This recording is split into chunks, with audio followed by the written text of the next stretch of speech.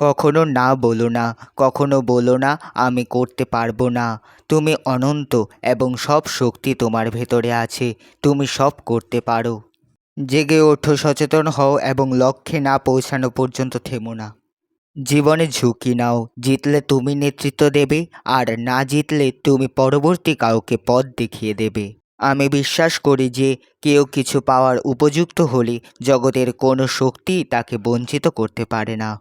পৃথিবীর সবথেকে বড় পাপ হলো নিজেকে দুর্বল মনে করা। যে মানুষ বলে তার আর কিছু শেখার নেই, সে আসলে মরতে বসেছে। যতদিন বাঁচো শিখতে থেকো, কর্ম করে যাও, ফলের আশা করো না, ফল তুমি একদিন পাবেই।